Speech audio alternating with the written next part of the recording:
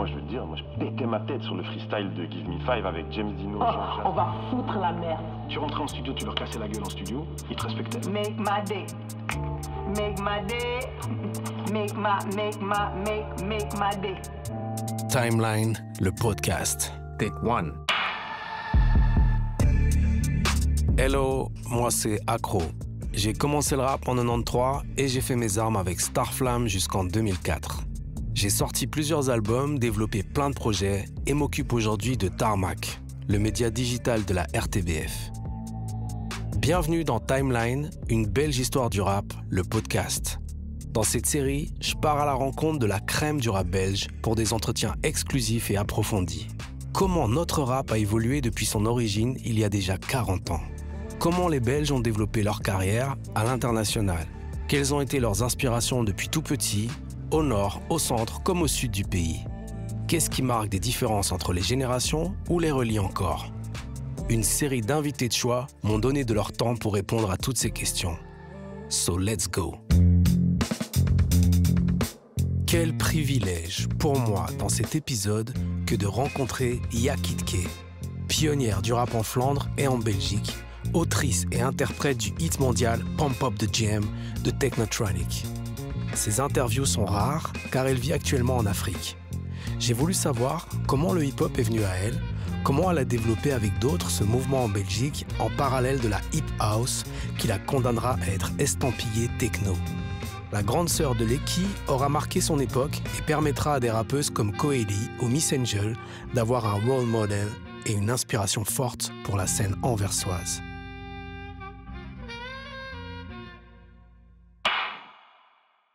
C'est quoi d'abord ta définition du hip-hop? Le hip-hop, c'est la vie, hein. Se réveiller le matin, do what you gotta do, you know, to keep moving. C'est la vie. Je crois que pour tout le monde, la vie, c'est un peu un struggle, hein. Et comment, toi, tu as vécu les premières heures du hip-hop en Flandre? Parce que nous, on s'intéresse vraiment à l'histoire belge. Comment tu as été initié avant le succès? Comment tu es arrivé dans ce hip-hop flamand et qu'est-ce qui t'a permis de commencer? Je crois que j'avais 12 ans à l'époque. On était venus habiter en Belgique. On habitait au Kenya avant ça. Et puis, on était en Flandre. Et à l'époque aussi, il n'y avait pas tellement de blacks, you know. Et je me sentais un peu... Venant de l'Afrique, on allait à l'école. Dans des écoles, il y avait beaucoup de nationalités. Donc, hein, puis on vient ici en Flandre, puis c'est... regarde là.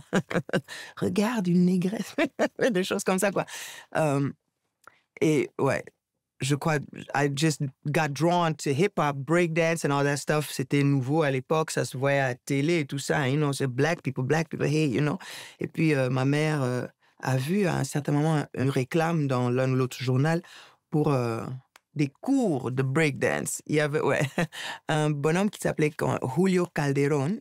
Une école de danse, Dance Hall Hendrix, a fait venir Julio Calderón du Bronx pour donner des cours de breakdance. Elle a vu ça et puis elle a dit « ça t'intéresse ?» Moi, oui, évidemment. Et puis voilà, je suis allé là-bas et c'est là que j'ai rencontré Nee, The Beat With Nee and Nee van den Ende. The Beat With Nee, Heri. The crew, they were already the Antwerp Breakmasters. Antwerp Breakmasters. Oui, Antwerp Breakmasters. Donc, Julio avait déjà formé avec... ces pupils qu'il avait, ceux qui étaient bien de Antwerp Breakmasters. On est en quelle année, là? J'avais 12 ans, ça veut dire 84, je crois bien, 84, hein? Ouais. Wow. Ouais. Donc, le lancement du hip-hop à Anvers et en Flandre, il vient certainement du breakdancing. Ouais, parce qu'à partir de là, oui, je sais que Harriet, you know, was into graffiti and, you know, and all that. Puis, by 85, ils avaient un magazine, The Belgian Hip Hop Alliance. Tu connais? On avait un petit magazine. Enfin, c'était pas vraiment de la qualité, mais oui. Et c'est Nee van den Ende, The Beat With Nee, Hear It, you know, and, you know, it was all inclusive, you know, everything hip hop, you know. Donc, tu as commencé, tu parlais déjà anglais à ce moment-là, puisque tu venais du Kenya ou Kenya, pas? Oui, je parlais anglais, hein, mais ouais. Comment ça se fait que tu as un anglais, quand en tout cas on te découvre dans Technotronic, qui est un peu proche du slang new-yorkais, alors que tu as appris peut-être l'anglais en Afrique? Ouais, non, ça c'est, tu écoutes et c'est des copies, quoi. Ouais, c'est la télé, la musique et tout ça, on entend, ouais. Mais si les Américains, enfin, ils peuvent quand même entendre que, enfin, quand je parlais à l'époque, quand même, qu'ils pouvaient quand même entendre que j'avais un accent d'ailleurs. Hein? Ouais. Quand on rappait, on se, we kind of imitated, as far as the sound goes. Ouais. Even rapping in English, which really kind of makes no sense if English is not your first language. Why are we rapping in English? On imitait les sons qu'on entendait, car l'anglais n'était pas notre première langue, et donc tu copies un peu les autres. Quelle source média tu es connecté quand en 85, 86 en Belgique? Comment tu découvres du rap américain à la radio, à la télé? Comment ça se passe? Non, c'est juste qu'il y avait des magasins rares qui vendaient des disques rares, mais, those people just knew where to find it. Comme, par exemple, mon petit ami à une certaine époque, TLP, Mr. Funky Fresh TLP. Lui, il était très bien à trouver des choses que personne d'autre... mais à l'époque, on trouvait vraiment des choses, mais il fallait savoir où chercher, des choses qui se trouvaient difficilement ailleurs. Hein? Tu as rencontré TLP avant Technotronic? Ah ouais. Il était d'Anvers ou de Gand? Non, il était de Tilt. Et je l'avais entendu sur cassette déjà. Et because of the way he sounded, j'assumais qu'il était black. Parce qu'il rappait aussi. Oui, il rappait, il avait un accent très... c'est stereotype back then in your head, you think so. Because I remember, il y avait un hip-hop party organisé par, the Belgian Hip-Hop Alliance, et il allait être là. Je ne l'avais pas encore rencontré, mais je l'avais entendu. Et c'était le seul rappeur belge qui sonnait... Enfin, il sonnait bien, quoi. Donc, j'étais intéressé à le rencontrer. Lui aussi, il a sûrement entendu parler de moi. Mais il allait être à cette fête-là. Et ouais, moi, je regarde tous les blacks qui rentrent dans la porte et je me demande, c'est lui? Non, c'est pas lui. Non, il n'est pas là. J'étais sur une chaise, comme ça, quelqu'un qui est à côté de moi me dit, il est là, il était devant moi. And he was a white dude. J'étais très étonnée. Mais il était là pendant tout un temps, il était juste devant moi, là, comme ça. Et puis, oui, on a commencé à parler, et puis, et puis on est devenu un petit couple. Hein. Allez, je ne connaissais pas cette histoire, c'est bien. Ouais. Et donc, entre 85 et 89, ouais. Alors, tu fais surtout de la danse et tu commences à rapper comment? Avant l'aventure Technotronic, est-ce que tu rappes déjà dans ta chambre, sur des cassettes, avec TLP? Comment ça se passe? Je chantais plutôt, mais c'est The Beat With Me et Hit It qui ont dit, try some rapping. Et même un peu coach, because back then, j'aimais beaucoup Roxanne Shante, and, my favorite rapper back then was Roxanne Shante. Well, my name is Roxanne, don't you know, I just a cold rock a party and I do this show. I said I met these three guys and it's true. Let me tell you and explain them all to you. I think my top three would be, Roxanne Shante, MC Lyte, and, Latifah. I mean, back then, yeah. Only girls? Well, as far as my favorite female rappers. Les autres influences que tu as eues dans le rap, c'était qui? Tout le monde, hein? Tout ce qu'il y avait, hein? Run DMC. LL Cool J. Schoolie D.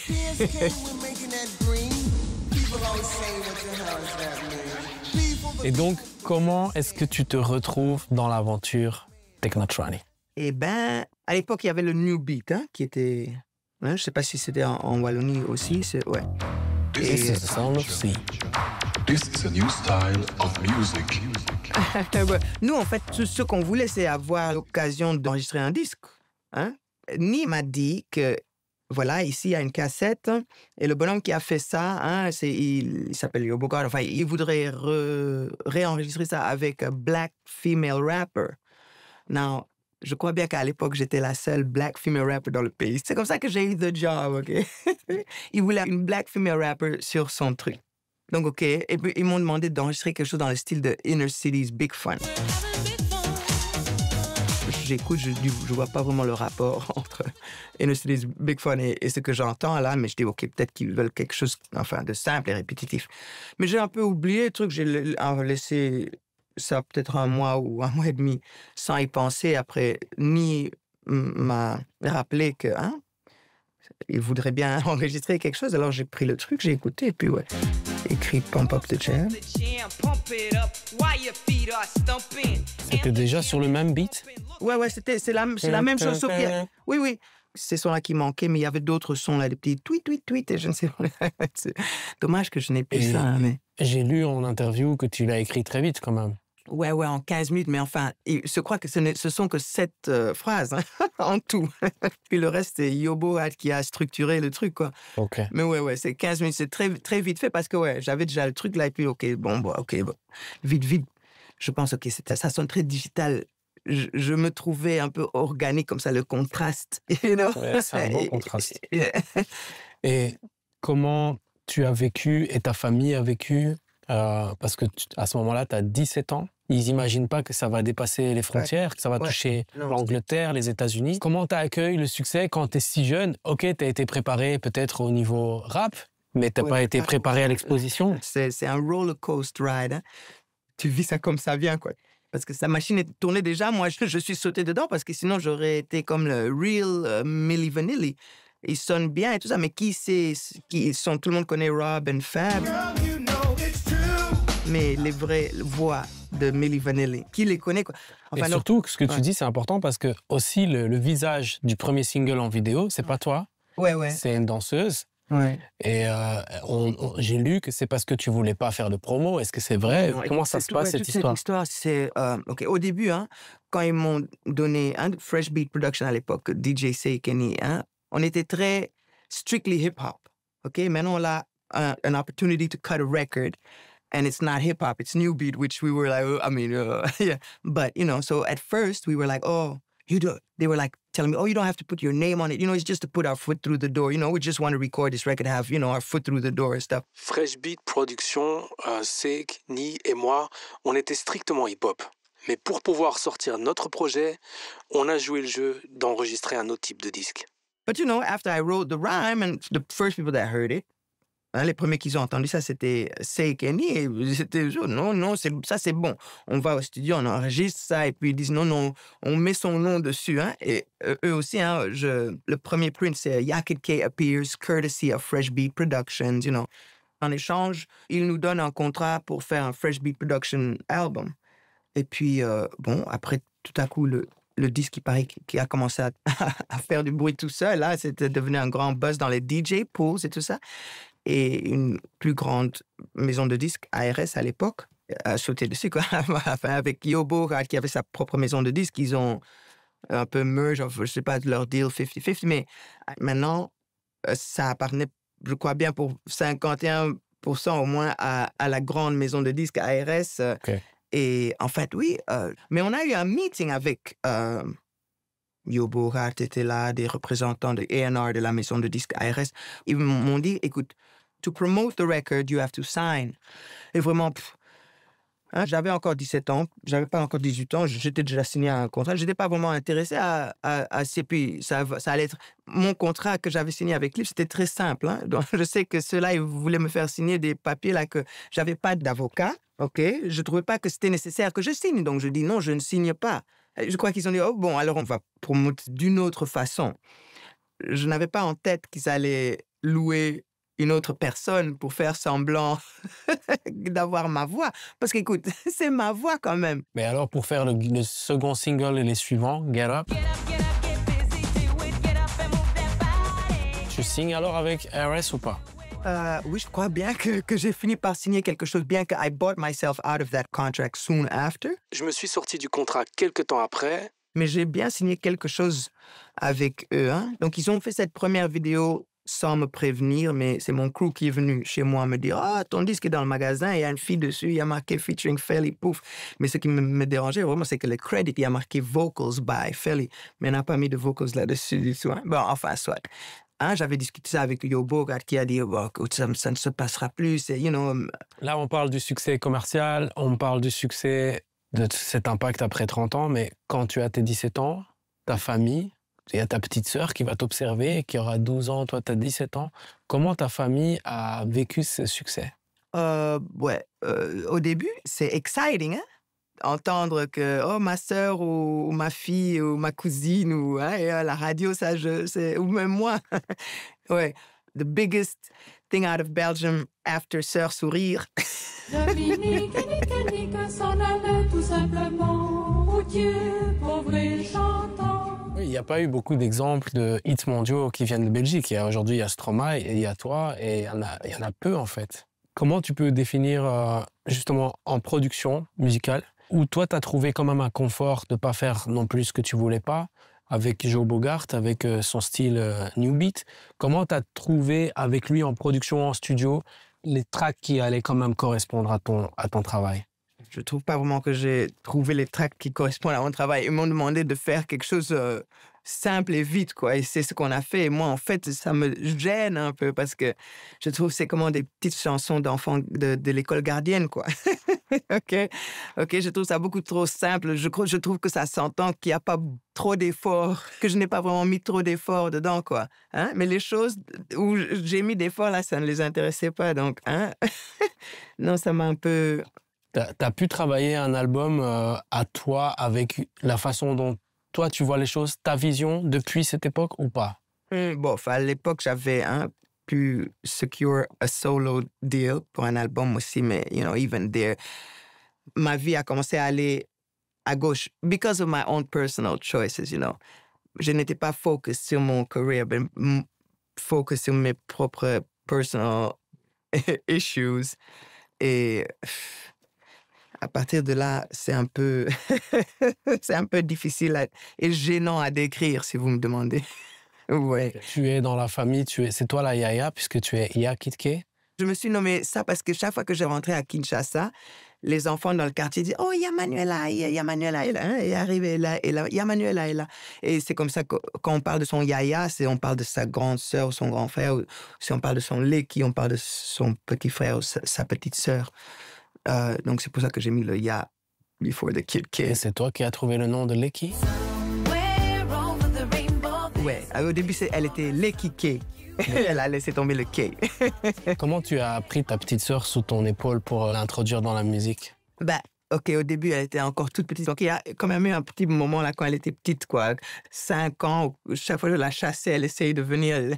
Puis à un certain moment, je me suis dit, mais non, c'est pas cool. Hein? C'est pas cool. Mais je sais que consciemment, je dis, OK, je vais cesser parce que tu vois, quand on est petit, tu essayes d'avoir son attention et tout ça. Et puis, j'ai dit, bon, non, on rentre. Et puis, j'avais plein de tags là sur mon mur. Tout le monde qui venait chez moi, ils signaient leurs trucs. Et puis, on dubbed her Cuddly K à l'époque. À l'époque, c'était Cuddly K. Moi, je m'imagine qu'elle était très petite, qu'elle avait 6 ans, quelque chose comme ça à l'époque. Hein. Elle m'a dit tout à l'heure que tu lui as écrit son premier rap à 8 ans. Moi, c'est possible. Je croyais qu'elle avait écrit ça toute seule. Mais oui, non, c'est possible. Je sais que j'ai écrit quelque chose à 9 ans aussi, là, avec des petites notes.